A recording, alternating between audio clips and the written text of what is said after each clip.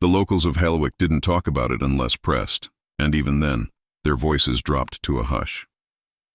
Rumors danced like fog, faint music in the middle of the night, mirrors that didn't reflect quite right, a shadow at the edge of your vision that vanished when you turned.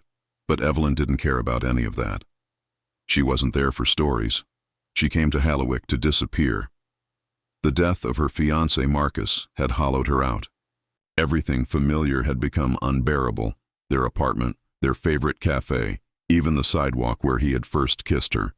Each memory had sharp edges now. So she drove. She drove until the city blurred into trees, until the ocean appeared beside the road like an old friend. And then she saw it, a weather-worn Victorian inn perched above the cliffs, staring into the sea like it too had lost someone. The woman at the front desk looked like she belonged to the inn. Her silver-gray hair was pinned neatly, her lips pressed together like they hadn't smiled in a while. "We have a room available," she said, glancing at the logbook. "Room 211. There was a pause. A flicker of something, doubt maybe, passed through her eyes. "I'll take it," Evelyn said before she could change her mind. The key was old-fashioned brass, the number etched by hand. It felt heavier than it should have. The room was quiet, dim. Dust hung in the air, disturbed only by Evelyn's breath. The wallpaper had long lost its color, curling at the corners like old leaves. The bed creaked when she dropped her suitcase. The window faced the sea, and the wind sang low through the cracks. She slept fitfully that night, wrapped in too many blankets. At exactly 2:14 a.m., she woke to the sound of music. A piano. Faint, beautiful, almost sorrowful. She sat up, heart ticking faster. The sound seemed to be coming from inside the room. She scanned the space, and there it was. In the corner, where nothing had been earlier, stood a piano. Upright, antique, keys worn smooth. Her breath caught. The keys moved, slowly, deliberately. One, then another. A quiet, haunting melody played, though no one sat on the bench. Evelyn approached it like it might vanish. The moment she reached out and touched the lid, the music stopped. Silence fell so hard it rang in her ears. She told herself it was stress. Jet lag. The grief playing tricks on her mind. She hadn't eaten. She hadn't slept properly in days. That was it. It had to be. But the piano was still there in the morning. And so was the feeling, like she wasn't alone in the room. Over the next few nights, the melody returned. Always the same song. Always at the same time. Sometimes, when Evelyn closed her eyes, she saw a girl, young, slender, dressed in white, standing at the edge of a rocky cliff with her back to her. Long black hair blew across her shoulders. And then, in one horrifying instant, she turned. With hollow eyes and stepped forward into nothing. Evelyn began waking up breathless, drenched in cold sweat. And yet, she wasn't afraid. Not really. There was something tragically familiar about the presence. It didn't want to harm her. If anything, it felt like it understood her. On the 5th night, Evelyn sat by the window, holding a faded photo of Marcus. The moonlight made everything silver. Her chest ached in that deep, familiar way that came from remembering someone who would never come back. The piano played softly, and then a voice spoke behind her. "Why are you crying?" Evelyn froze. Her skin went cold. She turned. A girl stood, near the mirror. The same girl from her dreams. She was pale, almost glowing, with wide eyes and sorrow carved into every line of her face. Her hair fell straight past her shoulders, untouched by wind or time. "I lost someone," Evelyn whispered. "Someone I loved." The girl nodded slowly. "Me too." The moment held between them like a breath that neither of them wanted to let go. Then she was gone. Evelyn stayed awake until morning, heart thudding, yet calm in a way she hadn't felt in months. The ghost was real, and she was grieving too.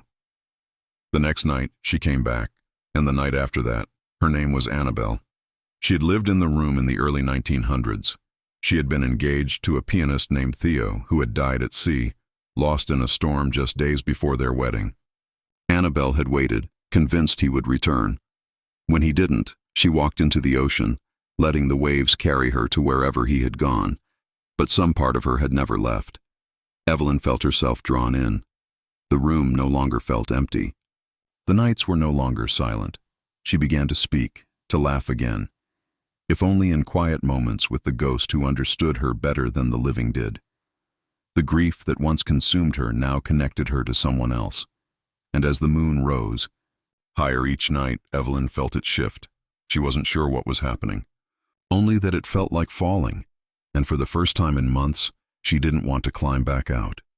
Days melted into nights, and Evelyn could no longer distinguish where reality ended and something else began. Annabelle became a constant presence, gentle, sorrowful, but somehow more alive than anyone Evelyn had spoken to in years. Their nightly conversations became rituals, quiet confessions whispered in the dark. Evelyn would sit by the piano while Annabelle hovered nearby, her translucent form always glowing faintly in the moonlight. One evening, Evelyn brought a candle to the room. The electricity flickered often in the inn, and the candlelight seemed to suit the place more than any modern bulb. She lit it, set it atop the piano, and waited. At 2:14 a.m., like clockwork, the air changed. The room grew heavier, colder, but not in a way that frightened her. It was more like anticipation. And then Annabelle appeared, her reflection forming, first in the mirror before she stepped fully into view. "You came back," Evelyn whispered. "I never left," Annabelle replied, her voice like wind through bare trees. They talked for hours that night.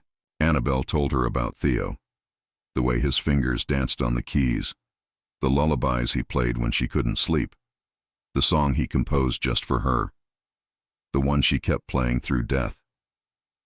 Evelyn listened, captivated, as if these memories were her own. She told Annabelle about Marcus, about the way grief suffocated her, how her chest sometimes ached without reason, how she would reach for him in bed only to find cold sheets. They were two broken hearts tethered across time, bound by sorrow. But something had shifted. Evelyn found herself thinking of Annabelle during the day. She began sketching her absent-mindedly, on notepads, tracing the curve of her jaw, the shadow of her eyes. She stayed in her room more, listening for the faint sound of footsteps that weren't hers. The innkeeper once asked if she wanted fresh towels, and Evelyn had snapped, "Don't come in here." She hadn't meant to sound so harsh, but this room felt sacred now. It wasn't hers alone anymore. That night, Evelyn asked the question she had been avoiding. "Why me?" Annabelle, seated by the piano, looked away for a long time before answering. "You hear me," she said. "No one ever really does." Evelyn's heart thudded. "Is that why you're still here?" Annabelle nodded slowly. "I waited so long, but no one stayed. Until you." The next time Annabelle reached for her, Evelyn didn't flinch. The ghost's hand passed through her cheek like wind, and Evelyn closed her eyes, tears gathering in the corners. She wasn't alone. Not anymore. But with every moment they spent together, the room grew stranger. Evelyn began waking up with marks on her arms, delicate bruises shaped like fingers. Her dreams grew vivid, almost too real. Sometimes she dreamed she was in the past, wearing Annabelle's dress, walking the cliffs with wind in her hair and an ache in her chest that wasn't hers. One afternoon, Evelyn left her room to get tea from the lobby. The innkeeper stared at her with narrowed eyes. "You look pale," the woman said, "and thinner." "I'm fine," Evelyn replied, though her voice sounded distant even to her own ears. "You should open your windows more." "Let some light in. You've been in that room a long time." Evelyn didn't answer. She walked back upstairs with her tea going cold in her hand. That night, Annabelle didn't appear at the usual time. The piano sat still. The candle flickered, without meaning. Evelyn waited, sitting by the window, staring out at the dark cliffs. "Where are you?" she whispered. The clock ticked on, and then without warning, the mirror cracked. A fine line split it from top to bottom. Evelyn gasped, standing, Her breath came fast. Annabelle? The room grew colder than it had ever been. A wind swept through, even though the window was shut. The piano burst into life, keys hammering out the melody, faster now, desperate, angry. And then she was there, but something was different. Annabelle's eyes were darker, sunken.